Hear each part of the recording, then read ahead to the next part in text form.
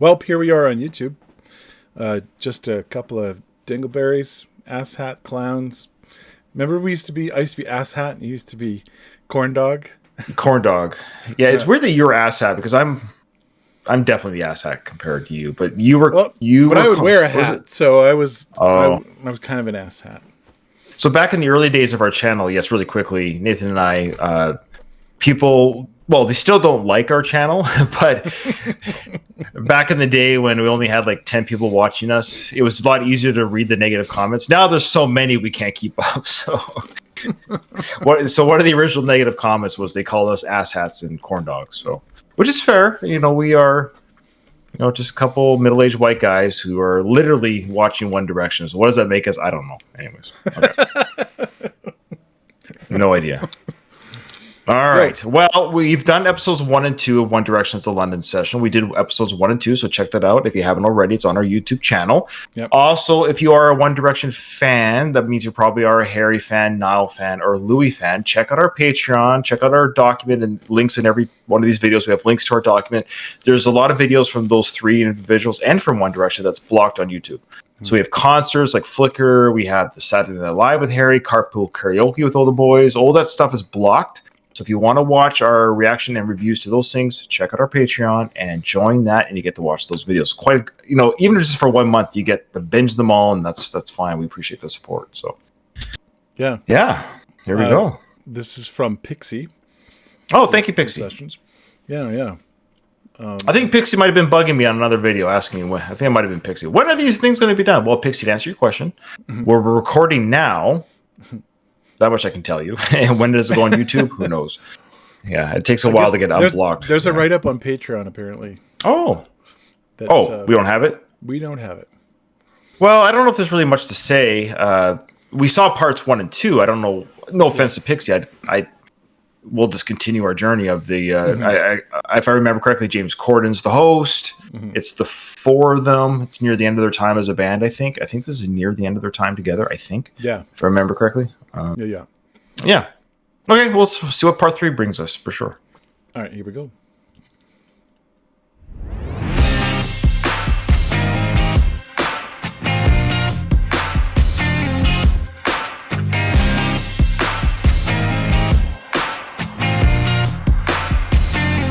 Harry! Oh, did it just say Harry? Just show the other guy's names? Did I miss it? Sorry. It did. Yeah. Oh, I don't know why I missed it.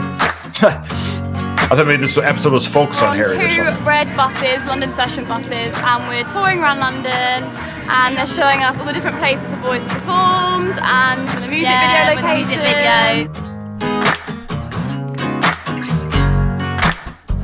On the tour we saw the Hammersmith Apollo, the Natural History Museum where they filmed the Night Changes video. It was really cool to see all of that. The London Session, we don't quite know yet what exactly is going to happen, but all we know that it's going to be great. Louis, love. I'm scared, but I'm so excited. What are you afraid of? All the fans have arrived. I saw some fans just now arrive on a 1D bus, and I think they've been on a little tour of London, so it's nice to bring fans. We've been to their homes and seen a lot of amazing things. It's nice for them to see some amazing things with us, so I hope everybody enjoys it. It's everything they wanted.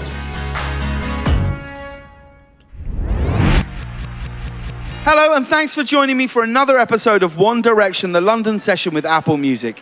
One Direction are celebrating the release of their 5th studio album, Made in the AM, with a gig here in London. So intimate, the lucky audience should probably buy them dinner first. But we'll also be bringing you some totally exclusive footage from their incredible On the Road Again tour. First, though, I was lucky enough to sit down with the boys to chat about all things 1D before they put their feet up for a well-earned break. Oh, they went on a break already. What's the one moment that you look at as a real highlight over the last 5 years? The moment I always think about was when we went to our first ever MTV VMAs.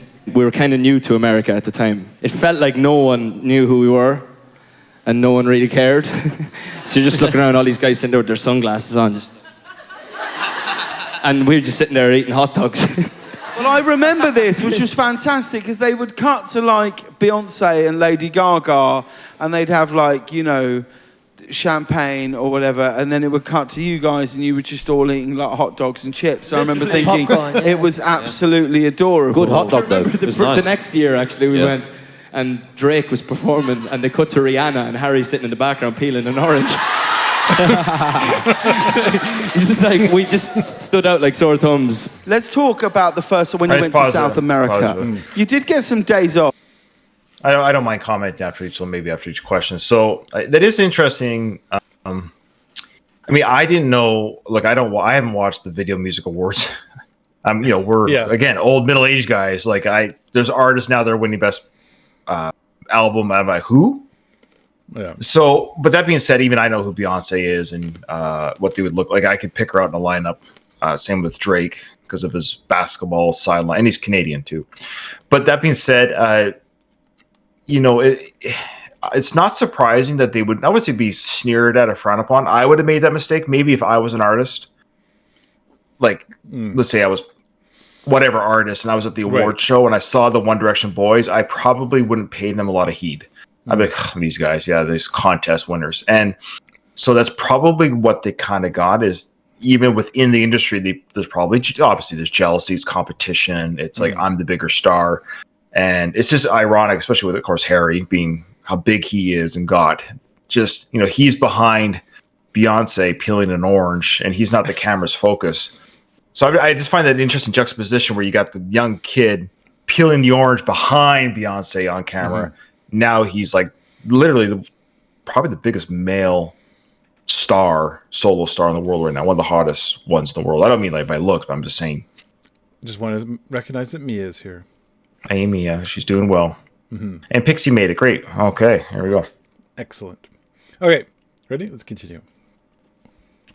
When you were on that South American trip, and Liam and Harry, I have some footage now which you haven't seen of a day that I think you'll very much remember. Have a look. Machu Picchu.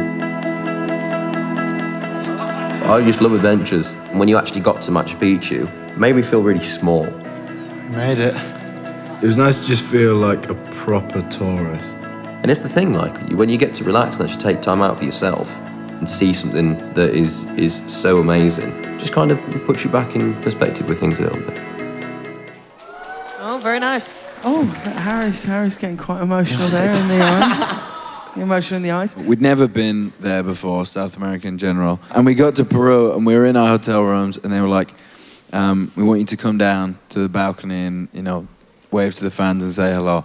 I don't think any of us were expecting what we saw. Just the streets, this way, everywhere you looked was people. Do you remember the police did a head count and counted like 10,000 people outside the hotel? And I remember sitting in Louis' room, we were playing the PlayStation, Liam comes in and goes, lads, I reckon we have the day off, I reckon we should go shopping.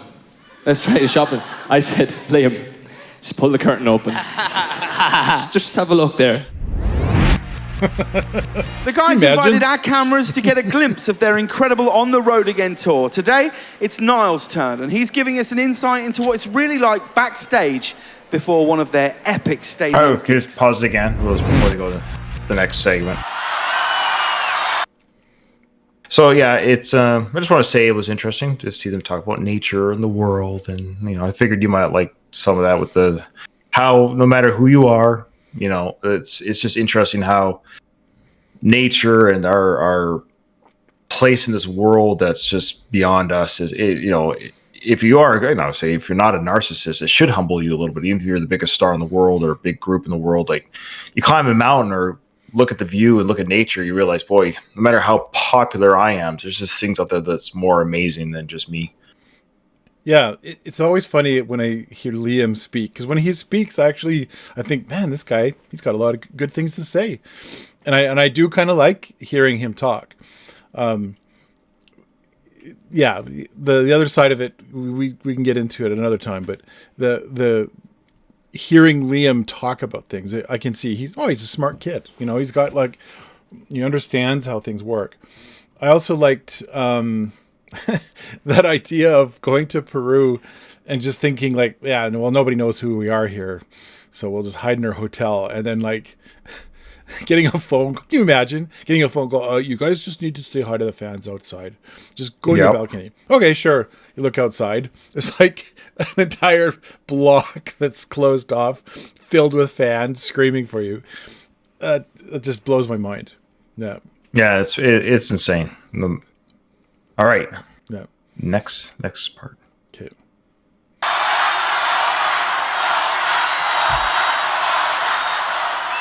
When I was younger, I used to like go to shows and think, I wonder what they're doing now before the show. I wonder what they actually do.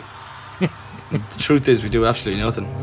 I was gonna say, Not sitting around. We always have a communal area that everyone goes to, like what we call Sarah's Kitchen. Pretty much relaxed until about 45 minutes, half an hour before the show, and then it starts to get hectic. Like, to be honest, I'm on stage in 25 minutes, and I shouldn't really be sitting here doing this interview, but I am.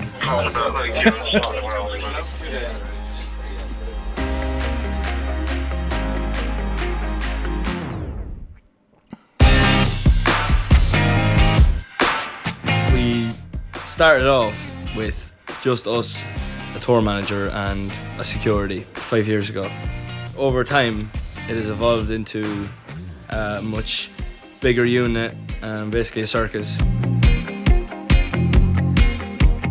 So you got us, each of our security, Sam, tour manager, Lou and Lottie, and then there's Sally.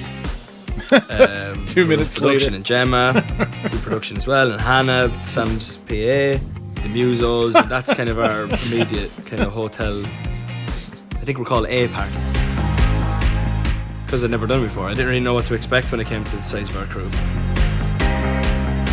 If you're at an award show and just say if we were performing at the VMAs and stuff, there's obviously a performer's corridor of dressing rooms. You look at it and you go, jeez, look at the size of their entourage. Who do they think they are? Then you just turn around and you go, what am I talking about?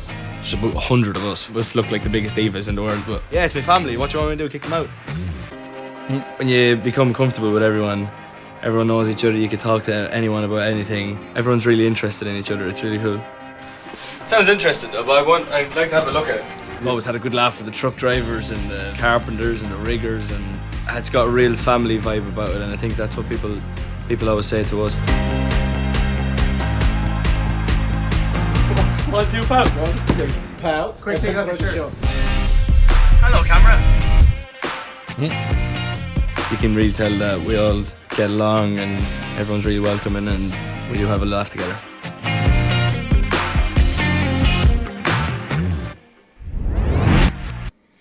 Just pause there.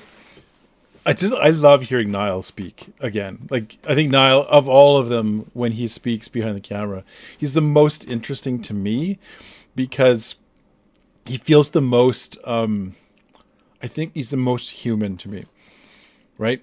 He's like listing off all the people that he's trying to recognize them all essentially in this interview.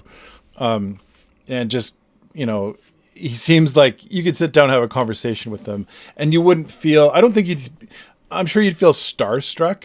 Like, I know that we've had a few of our Welpers. I think even Ellie has met Niall a couple of times. Oh, wow. And I'm sure you probably felt starstruck talking to him. But I would imagine that it feels fairly normal and natural to talk to him. If you were to be hanging around him, he'd talk to you like you're, a human being. Yeah. For sure. Yeah. No, well said. Not much more to add to that. Yeah, Niall's a very humble guy. Of course, he would know the names and he would be, I'm sure the other guys are appreciated too, but it is interesting that he's the one that's voicing his appreciation of the tour managers and work crew. It is also interesting to think of how many people kind of have to help out with this production of, you have 4 artists, so really the entourage might be 4 times bigger because I suspect each of the boys has their own hair person, costume person, kind of dedicated, their own assistant, all that kind of stuff. So, everything's kind of multiplied by 4. I know a lot about tours, just being around a music fan forever, and how much is involved with the trucks, the rigging, equipment. Mm-hmm. So it's just also just to think that when they broke up, these guys, I always say they're out of work, but they're, that's our gig is gone. The gig leaves. So I suspect some of them went with Harry, some went with not, I would suspect some of them might have retained some of their crew, but a lot of these truck drivers and riggers and stuff, they had to go to other other artists. It's on their resume all the same. But yeah, it's amazing at what artists, to their own right, they employ a lot of people. It's a lot of people's jobs. Yeah, for sure. So we have to, a lot of people say, oh, yeah, celebrities, I think whatever.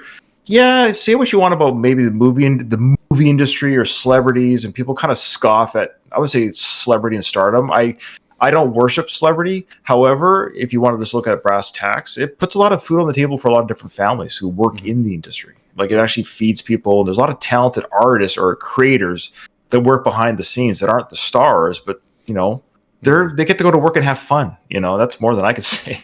Yeah. They get to kind of go to work and have fun. Yeah. Anyways, that's an interesting insight. I like that. Yeah, it was very cool.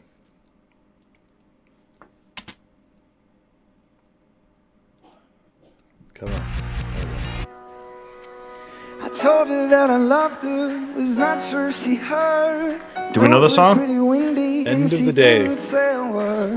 No, we don't. Okay. Unfamiliar to me. No, I didn't sound familiar. I said you're on fire, babe. How came the lightning on me?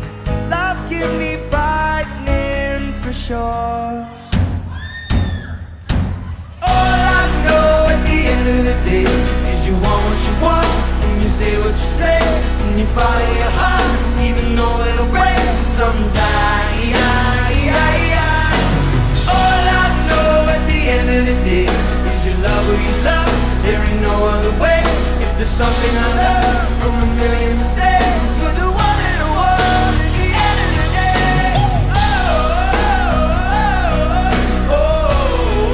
At the end of the day, you're the one in the world at the end of the day. Said the night was over, I said it's forever. 20 minutes later, wound up in the hospital. The priest thinks it's the devil, my mom thinks it's the flu. But girl, it's only you. I said you're on fire, babe. Down came the lightning on me. Love can be frightening for sure. Sing it out. All I know at the end of the day is you want what you want, and you say what you say, and you follow your heart, even though it'll break sometimes. All I know at the end of the day is you love who you love. There ain't no other way. If there's something I love from a million mistakes, you're the one that I want at the end of the day. When the sun goes down, I know that you and me and everything will be alright. Tell that was Louis right away. Wow. You and I can stay awake and keep on dreaming. You and I can stay awake and keep on dreaming. All I know at the end of the day is you want what you want, and you say Boy, it's like Louis and Harry, eh? The crowd cheer. All I know at the end of the day is you love who you love. There ain't no other way. If there's something I love from a million mistakes, you're the one that I want at the end of the day.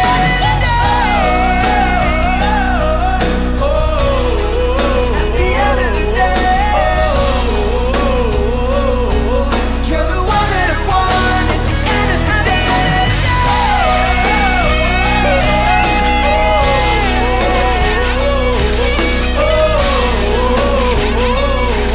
You're the one that I want at the end of the day.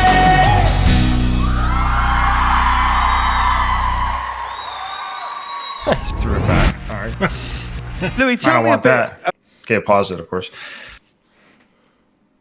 Yeah, I think that's a good song. I was trying to find it's a very unique song, I would say. The changing time signatures, and then, I keep changing who I'm focusing on. So this time I decided to focus more on Liam, which actually was harder to do because he doesn't do much in that song. And Yeah, he did have his little part there. Yeah. well, sure. I was more focusing on because I'm watching him, I'm like, what is it that I keep on not connecting with him? And I figured it out. I know what it is now. Oh, okay. What's your reason? All the other ones, when they sing, it doesn't feel like their face is like pretending to make a face. You know what I mean? Like they like sing normally. And then Liam seems to put on this like pretend like I'm happy and singing happy. And I'm like, I don't know if you are. Like I just it feels unnatural. That's what it is. So it could be more of a. I think with Liam, if I was a guest, of course, we don't know anything, and we don't want the One Direction fans. We love Liam. Like the funny thing is, Nathan and I have no ill will. We're just talking about performance, what we see as a performer. That we're just reacting. If you want us to react, Pixie, who gave us, if you want us to react, tell the truth. There's something about Liam's performing that I don't know if fake is the right word because that's not what we mean, but just genuine. Maybe genuine. Like it's genuine. It just feels It feels a face for the crowd, and I know like it feels like I'm a performer. I'm a performer. Like this is what performers do, right? This is how performers act on a stage. I just feel I don't know how to say it, but again, we said this before. I'm not trying to crap on Liam because I think he's a sweet kid. I think he's put his foot in his mouth a couple times, but we all have. Boy, I have. Look at our videos. I do it all the time. And I have no talents, and I can't sing. We're not comparing our lives. So the point is, he is a singer. He is a performer, and I do want to say, listening to him sing, I get it. He's a good singer. So I want to make that clear. Like listening to his solo part, nice, good high voice, very on key. He was probably maybe the strongest for the vocal performances. For that song, if I was to look at it objectively, if I were to see this performance for the first time, not knowing anything about anyone, I would probably pick Liam as the best singer. So I want to make that clear. Yeah, I think in this performance, I think Liam sang talent level the best. But we've said it before. I don't know what it is. There's something about him as an artist. Like it's one thing to have the ability to sing, to move around, and there's something about charisma, personality, originality. That's why it's called the X Factor. Funny enough, the X Factor isn't just the ability to sing. Again, look at Louis. I mean, I get the criticism people throw at Louis' way. And the poor kid, a lot of Harry stans, whatever they call themselves. They will tear down Louis in some of our videos. I hate that. They'll say something about Louis. Like, okay, guys, it's not a competition. Again, I wish Liam all the best. But with Louis, for me personally, there's something about him that I connect with. Right? I watch him and I connect. I like him as a person. There's something unique about him. He's got that X Factor. And remember his audition on the X Factor? We were like, ooh. Yeah. He's like, oh boy. Yeah. He's like, oh, sorry. And just like, and apologizing a little bit. But he got through. Why? Because those judges, because they're in the business of finding not just singers, but like, the look, the talent, the cuteness, something about this guy. We can work with this. That's the X Factor. That goes beyond the ability to just. There's a lot of great people who can sing in their basements, but yeah. So again, we wish Liam all the love. We know there's Liam Defenders. He's working on his second album right now, Nathan. I think Nathan and I would be very much. I think with his second album, kind of his comeback album or his album after all this drama that he's had and everything, I'd be very curious to see kind of his first single. I'm telling you right now, I think you and I will probably do a reaction to his first single that he releases on his new album, just to say, hey, okay, here we go. Let's just see what Liam's going to offer the universe. I don't want to hear from anyone else. Let's just listen to it. And let's see what Liam presents. I would like to, I'd be very curious. Yeah, for sure. Absolutely. Okay. Hey, just so you know, eyes up here. You keep looking at my notes. Yeah, my apologies. You're on the bottom part. Sure. We'll keep bringing that up every time. All right.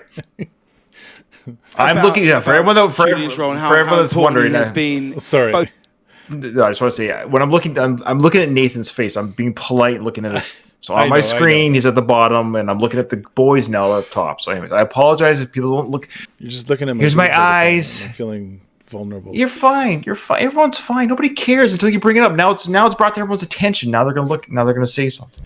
The past, and particularly in this album.